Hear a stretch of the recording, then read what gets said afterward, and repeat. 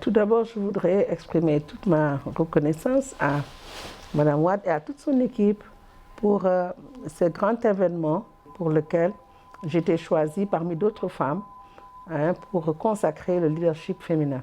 Surtout les jeunes filles qui en veulent et qui veulent se battre. En ce qui me concerne, je suis sénégalaise. J'ai grandi à Dakar, j'ai fait mes études au lycée Van Vollenhoven, l'actuel lycée Lamine Gueye.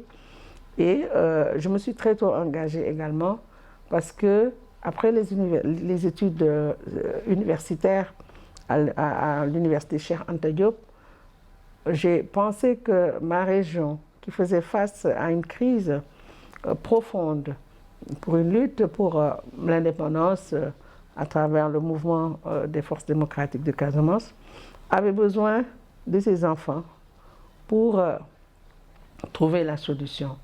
Et surtout, à l'époque, en ce qui me concerne, et c'est ça qui m'a conduit à faire la politique, j'ai estimé que nous devrions nous engager aux côtés donc, des populations parce que, en tant que juriste, je ne comprenais pas comment une région du Sénégal puisse vouloir demander l'indépendance.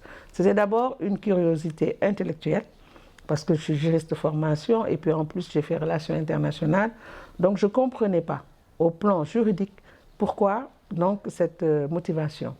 Donc je me suis rapprochée bien sûr des cadres de la région, toute jeune, j'avais à peine une trentaine d'années, et je me suis investie pour que ma Casamance connaisse la paix et que nous soyons véritablement des enfants du Sénégal, prêts à œuvrer pour le développement de ce pays.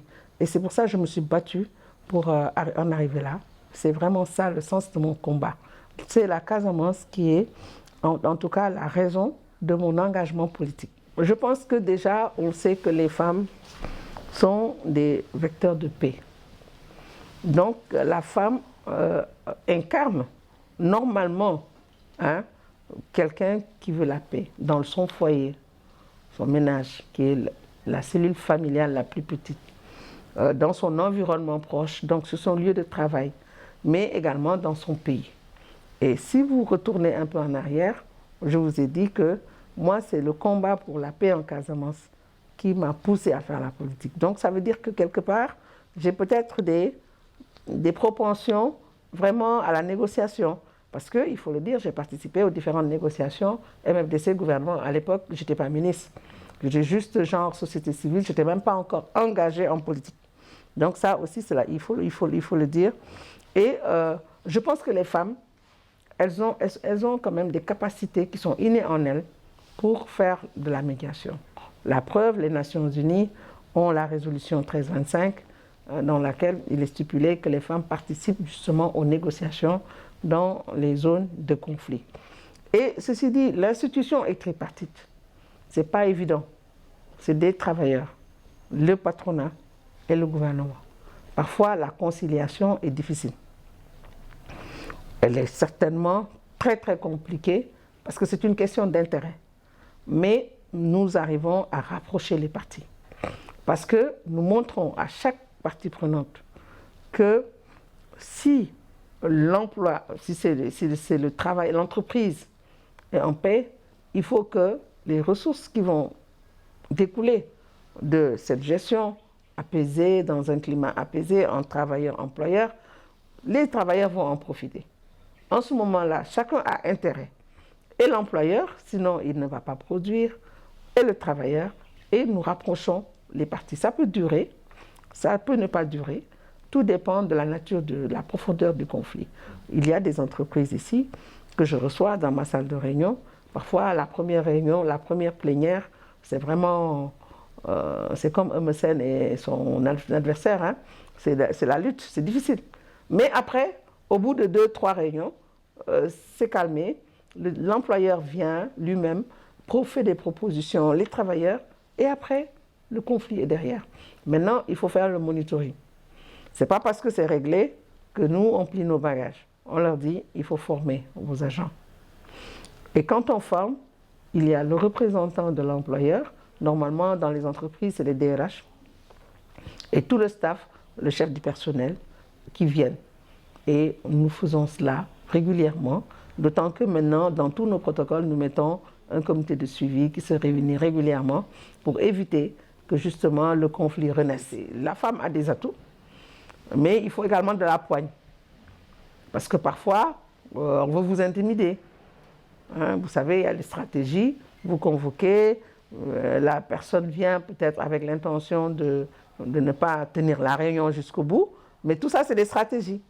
Maintenant, il vous appartient, vous, de faire le monitoring, d'appeler les parties prenantes, de leur parler, de connaître leur état d'esprit, pour voir si vous convoquez, est-ce qu'ils vont venir. Parce que parfois, vous pouvez convoquer et puis ils ne viennent pas, ils font le vide, ils font table rase, ils ne viennent pas. Et ce n'est pas bien, parce qu'en ce moment-là, la discussion ne peut pas avoir lieu. Mais il faut être patient. Il faut également être patient et être surtout transparent.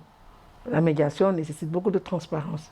Ce que vous dites à l'un, il faut le dire à l'autre en même temps pour qu'ils soient au même niveau d'information.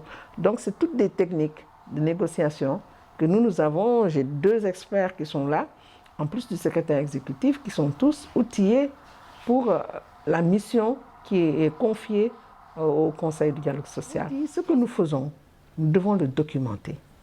Il y a beaucoup de femmes qui ont eu une expérience de vie professionnelle ou tout simplement leur vie de femme, mais qu'on reconnaît à travers leur engagement.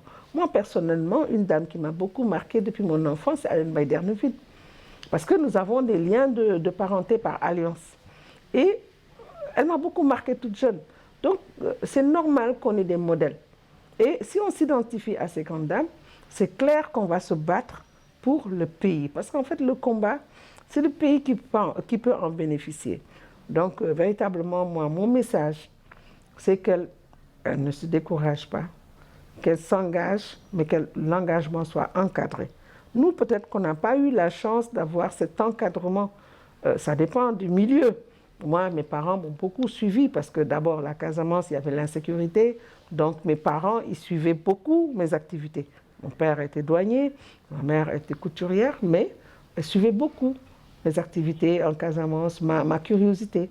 Je disais non, je veux juste comprendre. Et après, de fil en aiguille, je suis passée en politique. Vraiment, je pense qu'il faut qu'on ait cette culture de mentoring. Il faut qu'on ait, dans certains pays comme le Canada, c'est inscrit dans le cursus. Donc, il faut que les personnes, ressources, les dames de qualité encadrent cette jeune génération.